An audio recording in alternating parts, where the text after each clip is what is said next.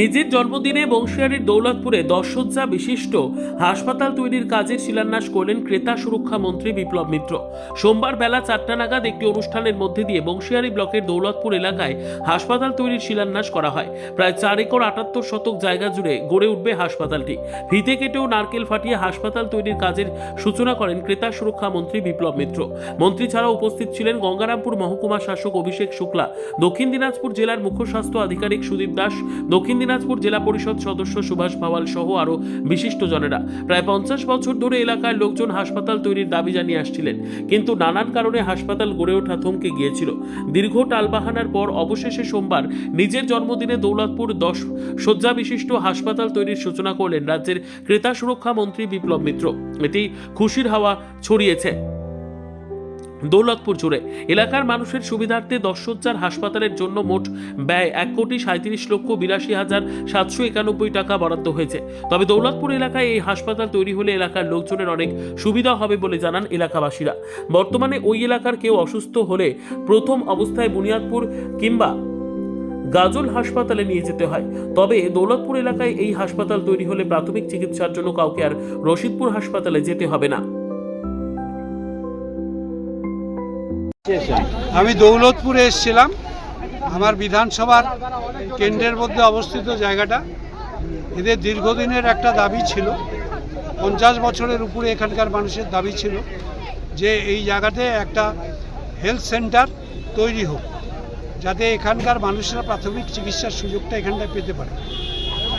সেটা আমি যখন প্রথমবার এমএলএ হলাম 11 সালে, সেই সময় তারা আমাকে পরের দিকে বলেছিলেন, তখন সময়টা বেশি ছিল না।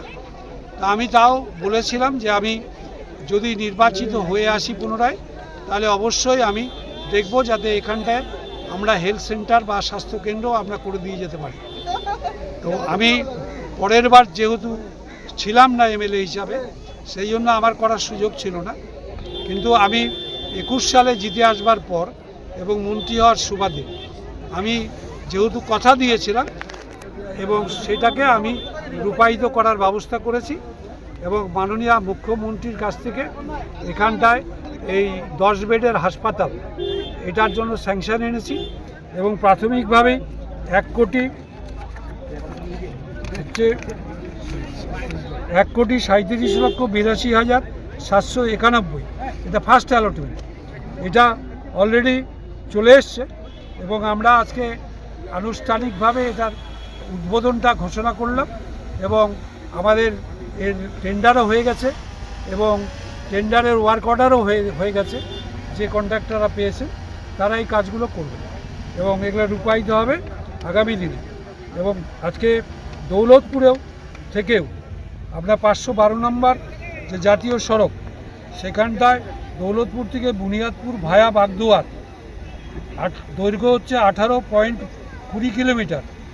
আর এই একটা রাস্তা আমার সময় আমি তৈরি করে দিয়েছিলাম, মানুষের পাকা রাস্তা পেয়েছিল, সেটা রাস্তাগুলো কিছু কিছু জায়গাতে খারাপ হয়ে গেছে, ভেঙে গেছে, কোনো জায়গাতে কোনো উঠে গেছে এইসব।